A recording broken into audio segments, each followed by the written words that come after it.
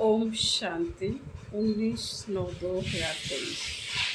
बाबा कहते हैं, मीठे बच्चे, ज्ञान के पुरुषार्थ से ही कर्मातीत बनेंगे। इसलिए कभी अपने को मियाँ मिट्ठू नहीं समझना। याद के बल से अंदर में जो कमियां हैं उन्हें निकालते रहना है।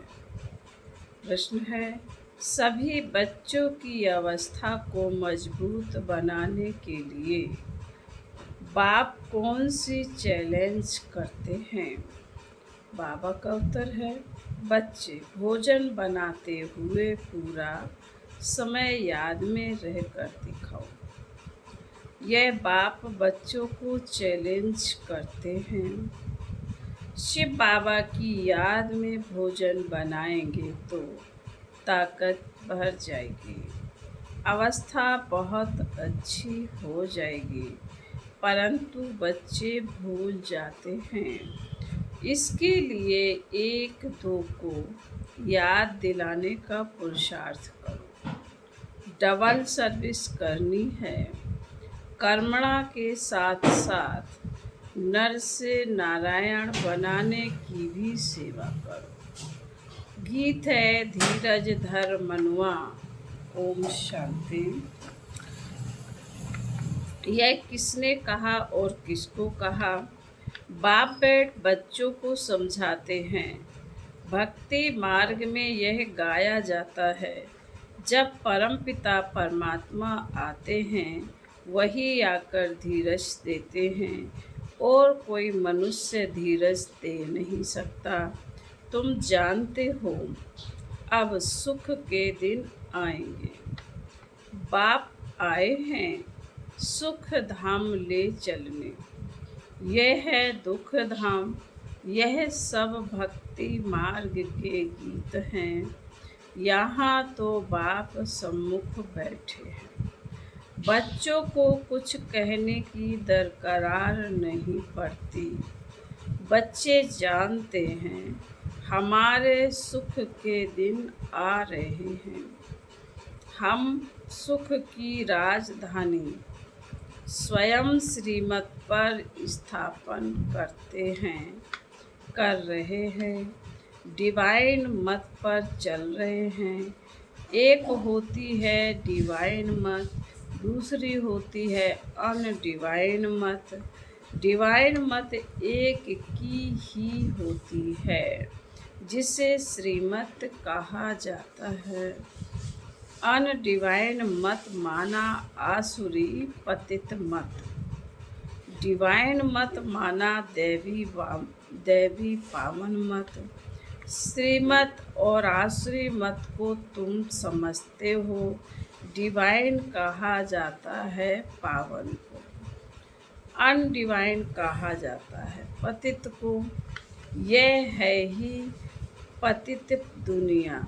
कोई भी पावन मनुष्य है नहीं। पावन मत देने वाला एक ही पतित पावन बाप है। उनको सब याद करते हैं। पावन सृष्टि सतयुग को, पतित सृष्टि कलयुग को कहा जाता है। यहाँ सब हैं ही अनडिवाइन। डिवाइन फादर एक होता है। पतित दुनिया में कोई डिवाइन फादर होता नहीं। यह संगम का युग है। यह युग तुम्हारे लिए है, दुनिया के लिए नहीं है।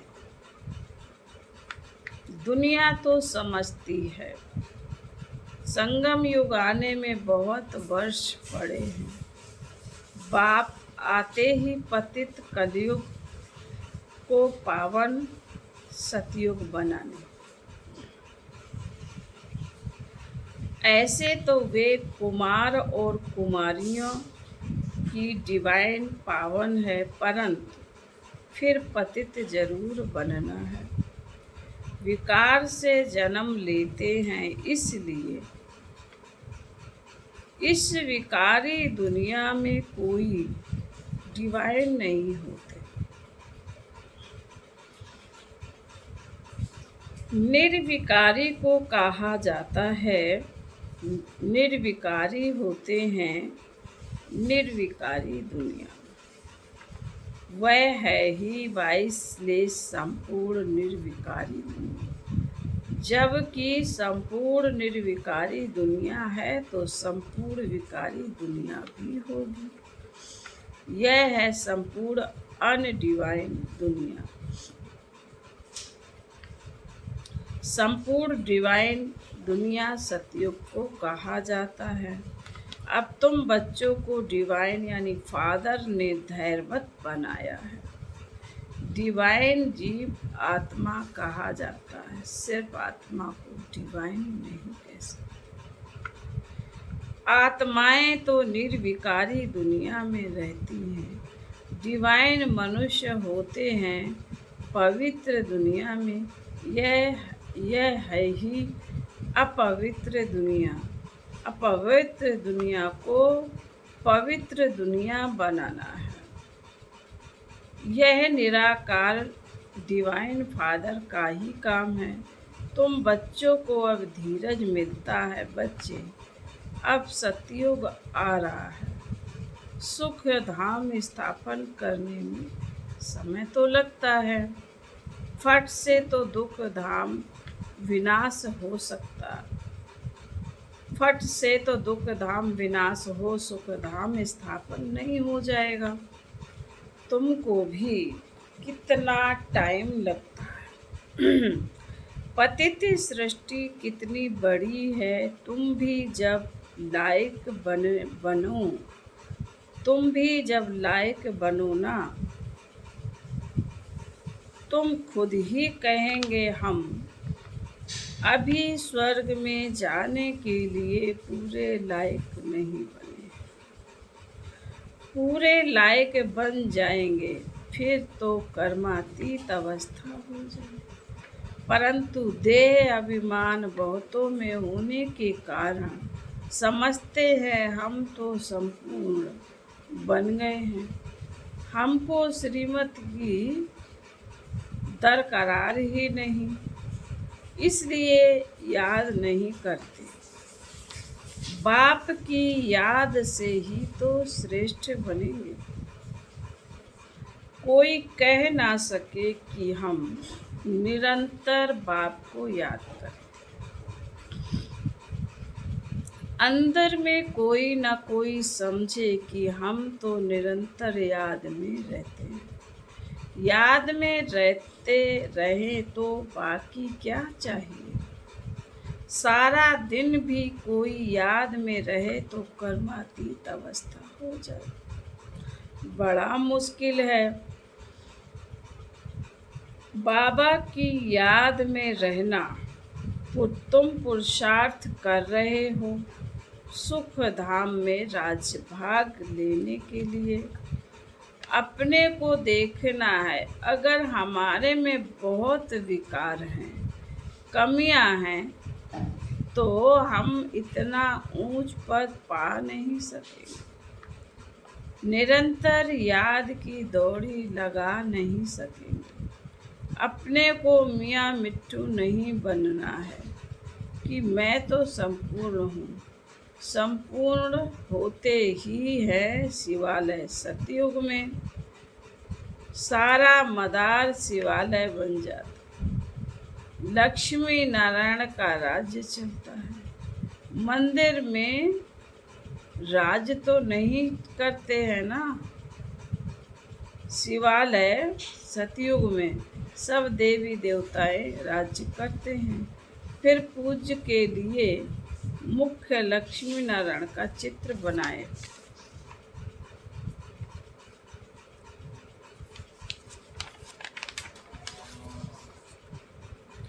उनका मंदिर बनाते हैं। पहले नंबर वाले ही पूजे जाते हैं। अभी उन्हों के जड़ मंदिर हैं। चैतन्य में जब राज्य करते हैं तो विश्व के मालिक हैं। बल हैं भारत में ही, परंतु हैं तो विश्व के मालिक ना। और कोई राजाई ही नहीं। हम अभी फिर से अपना डिवाइन राज्य स्थापन कर रहे हैं। पावन दुनिया में जाने के लिए पहले जरूर पावन बनना पड़े, मेहनत लगती है। जहाँ तक जीना है याद में रहना है, और ज्ञान की वर्षा तो होती ही रहती है। भिन्न भिन्न प्रकार से समझाया जाता है। वास्तव में लक्ष्मी नारायण के सिवाय डिवाइन अथवा पवित्र कोई कह नहीं सकते। बाप स्वर्ग स्थापन करते हैं फिर भी नरक बन जाता है। ड्रामा है ही सुख और दुख का बना हुआ। शंकराचार्य आकर अपने धर्म की स्थापना करते हैं, फिर भी डाल डालियां पुरानी तो होंगी ना। सन्यासियों की महिमा है, राम तीर्थ विवेकानंद आदि गाए जाते हैं, क्योंकि शंकराचार्य के पिछाड़ी वाले हैं। नए नए आते हैं तो वह अपना शो करते हैं, परंतु इनको शिवालय तो नहीं कहेंगे। शिव का स्थान, शिव का स्थापित किया हुआ सतयुग एक ही है। मनुष्य इन बातों को बिल्कुल नहीं जानते। ऐसे ही सिर्फ सुनने से कोई समझ ना सके। पहले तो 7 रोज आकर एम ऑब्जेक्ट को समझना है, और कोई पढ़ाई के लिए ऐसे नहीं कहा जाता है कि पहले 7 रोज समझो। यह एक ही पाठशाला है जहाँ लक्ष्य दिया जाता है। पहले पहले तो फादर को समझो। बाप कहते हैं, मैं बच्चों की सेवा करने आया हूँ। जो कल्प पहले वाले हैं वही आएंगे। जब तक निश्चय बुद्धि नहीं बने तब तक बुद्धि में आएगा नहीं। इसलिए बाबा पूछते हैं, कहाँ तक निश्चय हुआ है? यह कोई गावड़े का सत्संग नहीं है। और सत्संगों में तो कहेंगे फलाना महात्मा गीता सुनाते हैं, फलाना वेद सुनाते हैं। यहाँ कोई महात्मा आदि नहीं है। यहाँ तो बाप बैठ समझाते हैं। पहले पहले जब तक निश्चय नहीं तब तक क्या समझे? वहाँ सत्संगों आदि में समझेंगे। ये तो फलाना वेद सुनाते हैं, राज विद्या पढ़ाते हैं। यहाँ तो वेदों शास्त्रों अथवा राज विद्या की कोई बात नहीं। तुम जानते हो बाबा इन द्वारा पढ़ा रहे हैं। जब तक ये नहीं समझा है तो क्या करेंगे? और ही वायुमंडल को खराब करते। यहाँ तुम्हारे में भी ऐसे नहीं हैं कि सब शिव बाबा की याद में सुनते हैं और समझते हैं। शिव बाबा ब्रह्मा द्वारा पढ़ाते हैं, नहीं, शिव बाबा की पढ़ाई है। यह कुछ भी समझते नहीं, बड़ा मुश्किल। कोई यथार्थ रीति समझते हैं। पढ़ाने वाला शिव बाबा है, यह याद हो और सारा दिन बुद्धि में रहे कि हम स्टूडेंट्स तो नंबर 1 चले जाएंगे, परंतु तुम्हारे में भी नंबर वार हैं। बाबा कहते हैं, मुझ पढ़ाने वाले को याद करो, मैं ही बाप, टीचर, गुरु हूँ। तीनों को इकट्ठा याद करना है। लौकिक संबंध में तो बाप अलग, टीचर अलग, गुरु अलग होते हैं। यहाँ एक को ही याद करना होता है और है बहुत सहज, परंतु माया याद करने नहीं। घड़ी घड़ी बुद्धि योग तोड़ देती है। तुम बच्चे आपस में बैठते होंगे, समझो कोई मशीन चलाते अथवा मक्खन निकालते हैं तो शिव बाबा को याद कर मशीन चलाते हैं। शिव बाबा की याद में बाबा के यज्ञ के लिए मक्खन निकाल रहा हूँ। कितनी खुशी की बात है, यज्ञ के लिए भोजन बनाता हूँ, खुशी होती है ना। परंतु घड़ी घड़ी भूल जाते, फिर पुरुषार्थ करना पड़े खुद का। एक दो को याद कराने का पुरुषार्थ कराने वाला चाहिए।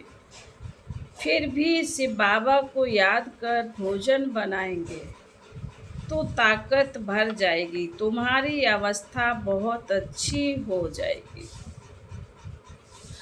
ऐसे होता नहीं। ब्रह्मा भोजन की तो बहुत महिमा है, परंतु जब आत्मा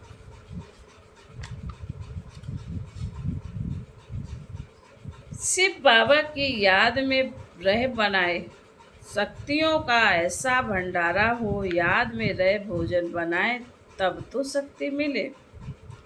वह भी शक्तियों की बुद्धि में नहीं आता, नहीं तो पुरुषार्थ करें। बाबा को तो दिल होती, अपने हाथ से शिव बाबा को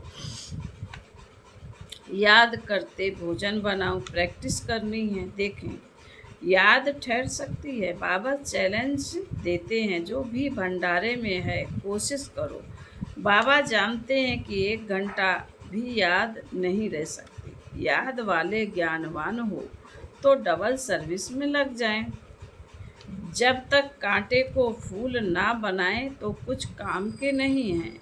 राजाई के लायक वह बनते जो नर को नारायण बनाने की सर्विस करते। जितना तकदीर में है वह अपने पुरुषार्थ से तकदीर को पाते रहते। बाप तो सबको कहते हैं, जितना करेंगे, जो करेंगे सो पाएंगे। अपने मोस्ट बिलवीट बाप को याद करना है, याद की ही मेहनत है। बाबा भी बतलाते हैं, मैं उपाय करता हूँ परंतु हो नहीं सकता। बहुत मेहनत है, मेहनत करते करते अंत में कर्मातीत अवस्था होगी। फिर साक्षात्कार करते रहेंगे, माया नहीं आएगी। यहाँ बैठे बैठे सब दिव्य दृष्टि में देखते रहेंगे। अभी तो टेलीविज़न में देखते हैं, टेलीविज़न कोई दिव्य दृष्टि नहीं है। विनाश का साक्षात्कार, वैकुंठ का साक्षात्कार टेलीविज़न में नहीं देख सकेंगे। जितना जो ज्ञानी और योगी है उनको तो वैकुंठ की राजधानी देखने में आती रहे। बिगर टेलीविज़न रखे तुम जर्मनी, लंदन आदि देखते रहेंगे। टेलीविज़न से यह दिव्य चक्षु का साक्षात्कार वंडरफुल है। सच्ची दिल से बाप की सर्विस में लगना है, तब मज़ा है। बुद्धि भी कहती है बाप अंत में बहुत खातिरी करेंगे, घुमाना फिराना बहलाना, यह खातिरी है ना। ऐसे बनने के लिए लायक भी बनना चाहिए। लायक बनाने वाले को याद करने से ही लायक बन जाते हैं। जितना याद करेंगे और स्वदर्शन चक्र फिराते रहेगा तो फायदा। बीज को याद करने से झाड़ भी याद आएगा। यह बातें सिवाय तुम्हारे कोई भी समझ ना सके। इस याद और ज्ञान से हम इतना जमा करते हैं, वहाँ यह पता नहीं होगा कि यह कहाँ से वर्षा मिला। यह थोड़े ही समझते कि यह हमारे संगम की कमाई है। बादशाही मिल जाती है, तुम सदा सुखी रहते हो, बड़ी भारी मंजिल है।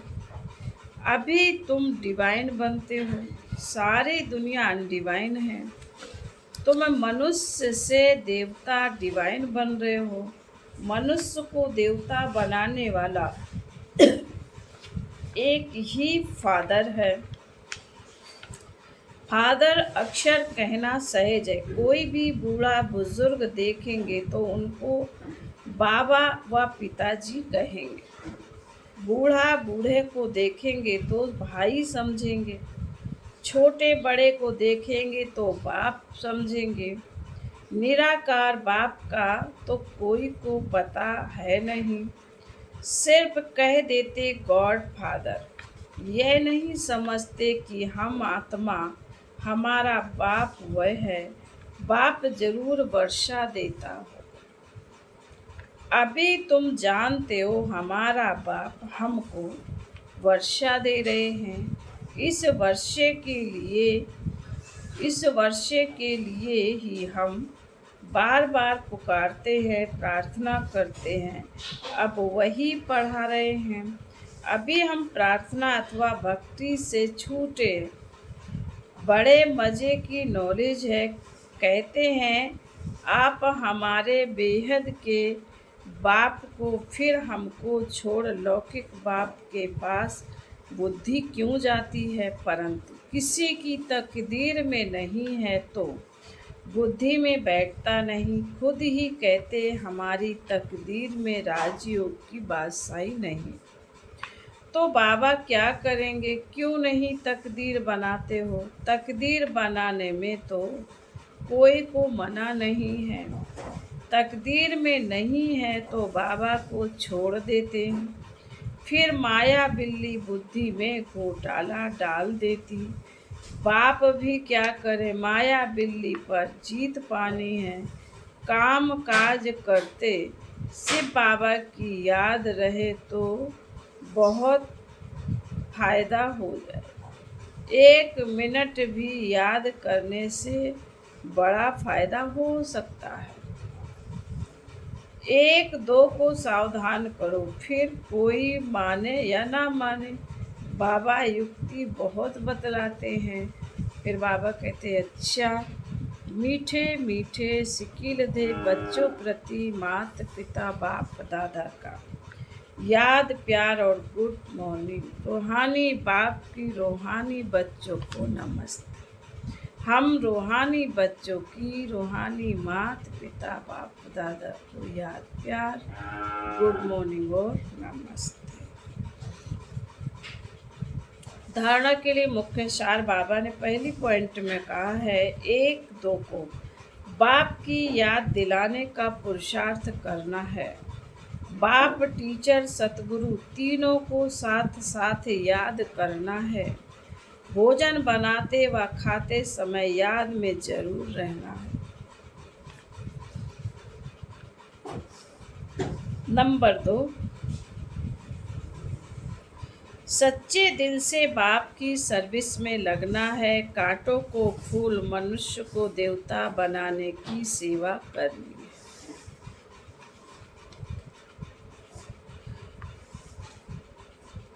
वरदान, व्यक्त भाव से ऊपर रह, फरिश्ता बन उड़ने वाले सर्व बंधनों से मुक्त। देह की धरनी व्यक्त भाव है। जब फरिश्ते बन गए देह, फिर देह की धरनी में कैसे आ सकते? फरिश्ता धरती पर पाँव नहीं रखते। फरिश्ता अर्थात उड़ने वाले, उन्हें नीचे की आकर्षण खींच नहीं सकती। नीचे रहेंगे तो शिकारी शिकार कर देंगे। ऊपर उड़ते रहेंगे तो कोई कुछ नहीं कर सकता। इसलिए कितना भी कोई सुंदर सोने का पिंजरा हो, उसमें भी फंसना नहीं है। सदा स्वतंत्र बंधन मुक्त ही उड़ती कला में जा सकते हैं। स्लोगन है असंभव को संभव कर सफलता की अनुभूति करने वाले ही सफलता के सितारे हैं। ओम शांति।